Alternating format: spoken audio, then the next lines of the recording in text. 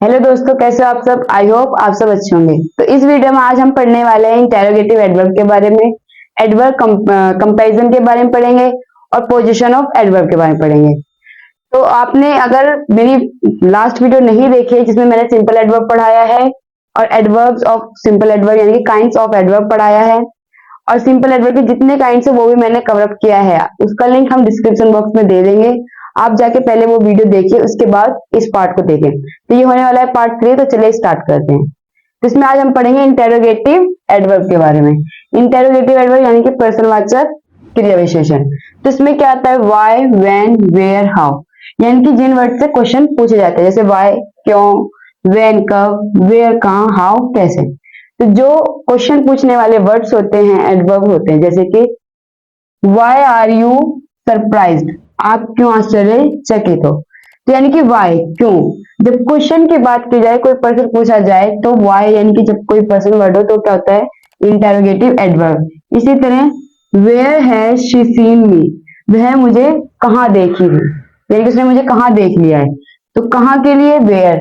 तो यानी कि जिससे हमें क्वेश्चन पूछा जा रहा है वो होता है इंटेरोगेटिव एडवर्ब। अब देखिए एडवर्ब कंपैरिजन। आपने देखा होगा एडजेक्टिव में भी कंपैरिजन होता है। तो कुछ जो एडवर्ब होते हैं वो एडजेक्टिव के कंपैरिजन होते हैं, जैसे हार्ड का होता है हार्डर, हार्डेस्ट। इस तरह फास्ट का फास्टर, फास्टेस्ट। सून का सूनर, सूनेस्ट। और नियर का नियरर, नियरेस्ट। ये एडवर्ब ऑफ कंपैरिजन है जो एडजेक्टिव का भी काम करते हैं और एडवर्ब कंपैरिजन का भी। देखिए इसी तरह ब्यूटीफुल का क्या होगा, मोर ब्यूटीफुल और मोस्ट ब्यूटीफुल। ये भी किसका काम करता है, एडवर्ब और एडजेक्टिव दोनों का काम करता है। Carefully, more carefully, most carefully. Slowly, more slowly और मोर मोस्ट स्लोली। तो यानी कि ये जो दो वर्ड है ये एडवर्ब और एडजेक्टिव दोनों का काम करते हैं, जैसे वाइजली, मोर वाइजली, मोस्ट वाइजली। इसी तरह बैडली, वर्स और वर्स्ट। फिर फार, फार्दर और फारदेस्ट। अब हम देखेंगे पोजीशन ऑफ एडवर्ब्स, यानी कि जो एडवर्ब की पोजीशन होती है वो अलग अलग जगह आप रखोगे तो वो हर एक वर्ड की यानी कि जिसके आगे वो आती है वो उसकी विशेषता बताती है। जैसे एडवर्ब सदैव उस शब्द के निकट रखा जाता है जिसको यह मॉडिफाई करता है या फिर जिसको यह एक्सप्लेन करता है, वर्णन करता है जिसका ये।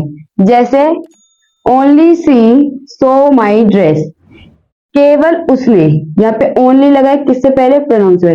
तो किसने देखी, केवल उसने क्या देखी, मेरी ड्रेस देखी। तो यानी कि एडवर्ब जो है वो किसके वर्णन करना है, शी का। इसी तरह यहाँ देखिए she only so my dress, उसने देखा, केवल देखा, माई ड्रेस, मेरी ड्रेस को। अब यहाँ पे क्या रहा है, केवल देखा। तो यहाँ पे किसको मॉडिफाई कर रहा है, वर्ब को। अभी इसी तरह यहाँ पे she so only my dress, उसने देखा केवल मेरी ड्रेस को। किसको देखा, केवल मेरी ड्रेस को उसने देखा। अब इसमें she so my only dress, उसने मेरी केवल ड्रेस देखी जो मेरे पास इकलौती थी। तो यानी कि जो ये ओनली है जिस वर्ड के आ रहा है उसका ही मॉडिफाई कर रहा है, उसको ही मॉडिफाई कर रहा है। अगर ये प्रोनाउन से पहले आ रहा है तो प्रोनाउन को मॉडिफाई कर रहा है, अगर ये वर्ब से पहले आ रहा है तो वर्ब को, और ये अगर माई ड्रेस यानी कि ऑब्जेक्ट से पहले आए तो इसको, यानी कि जिस वर्ड के आगे आता है वो उसको ही मॉडिफाई करता है। तो अब हम देखेंगे पोजीशन ऑफ एडवर्ब कहाँ पे कैसे रखते हैं। तो सबसे पहले हम देखेंगे एट द बिगिनिंग, यानी कि शुरुआत में। शुरुआत में कौन सी वर्ब रखी जाएगी वो देखिए, इंटेरोगेटिव एडवर्ब। आपको हमेशा पता होना चाहिए कि इंटेरोगेटिव एडवर्ब जो है वो सेंटेंस के हमेशा स्टार्ट में होगी, यानी कि शुरू में होगी, स्टार्टिंग में रखी जाएगी। जैसे why are you returning home, आप दोबारा घर पे क्यों लौट रहे हैं। तो वाई जो है वो क्या है, इंटेरोगेटिव एडवर्ब है। तो ये वाक्य क्या है, सेंटेंस के हमेशा स्टार्टिंग में होती है। जैसे व्हाट आर यू डूइंग, आप क्या कर रहे हो। तो व्हाट क्या है, एडवर्ब ऑफ इंटेरोगेटिव एडवर्ब। तो यानी कि ये कब होगी, वाक्य के यानी सेंटेंस के शुरू में होगी। अब देखिए सारे वाक्यों को मॉडिफाई, जो सारे वाक्य यानी कि जितना जो सेंटेंस है एक वर्ड से जो मॉडिफाई करेगा तो उसको भी हम शुरू में रखेंगे, यानी कि आरंभ में प्रयुक्त करेंगे। जैसे surely I will take care of you, जरूर मैं आपका ख्याल रखूंगी। तो यानी कि जब पूरे सेंटेंस के बारे में विशेषता बताई जा रही हो तो उसको भी हम सबसे स्टार्टिंग यानी कि शुरू में रखेंगे। अब देखिए एम्फेसिस के लिए भी एडवर्ब आरंभ में प्रयुक्त होता है, जैसे of she goes, here comes the Prince, यानी कि यहाँ आओ प्रिंस। तो यानी कि जब एम्फेसिस यानी कि दृढ़तावाचक की बात हो रही हो तब भी आपको कहां पे रखना है, यानी कि स्टार्टिंग में ही वो एडवर्ब यूज करना है। अब देखिए इन द मिडल यानी कि बीच में कुछ एडवर्ब्स ऑफ टाइम जैसे always, never, ever, often, seldom, sometimes etcetera उन वर्ब्स से पहले प्रयुक्त होते हैं जिनको ये मॉडिफाई करते हैं, यानी कि ये उन वर्ब से पहले आएंगे जिनको ये एक्सप्लेन यानी कि मॉडिफाई करेंगे। देखिए एग्जांपल देखेंगे अब। शी नेवर कम्स हियर, यानी कि वह कभी यहाँ नहीं आती है। तो कब नहीं आती, कभी नहीं आती है। तो यानी कि वाक्य के बीच में आके विशेषता बता रहा है। इसी तरह आई सेल्डम गो देयर, मैं कई बार यानी कि कभी कभी वहां जाता हूँ। तो ये भी वाक्य के बीच में आके क्या बता रहा है, विशेषता बता रहा है। कौन बता रहा है, सेल्डम।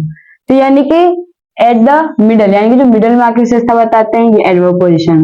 अब देखिए रूल नंबर सेकंड, जब सेंटेंसेस में ऑक्सिलरी वर्ब दे रखा हो तब एडवर्ब फ्रीक्वेंसी एंड डिग्री यानी कि एडवर्ब जो फ्रीक्वेंसी डिग्री है का प्रयोग ऑक्सिलरी वर्ब और मेन वर्ब के बीच में होगा। कैसे होगा, जैसे कि he will never come here, वह यहाँ कभी नहीं आएगी। तो यानी कि विल क्या है, यहाँ पे हेल्पिंग वर्ब है और यहाँ पे कम जो है वो मेन वर्ब है। अब यहाँ पे नेवर जो है वो है एडवर्ब। तो ये दोनों की क्या बता रहा है, विशेषता बता रहा है, यानी कि इन दोनों के बीच में आएगा। और विशेषता किसकी बता रहा है, कम की बता रहा है कि वह यहाँ कभी नहीं आएगी। तो यानी कि हमेशा याद रखना एडवर्ब और फ्रीक्वेंसी एंड डिग्री में जो हम यूज करते हैं उसको हमेशा हेल्पिंग वर्ब के ऑक्सिलरी वर्ब के बाद रखेंगे और मेन वर्ब के पहले।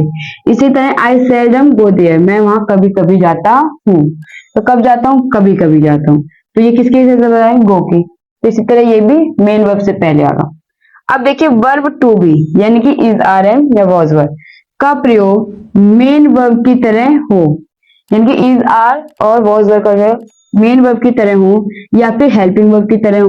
तो एडवर्ब का प्रयोग हमें कैसे करना है, एडवर्ब का प्रयोग वर्ब के बाद ही किया जाता है। जैसे कि शी इज ऑलवेज हैप्पी, वह हमेशा खुश है।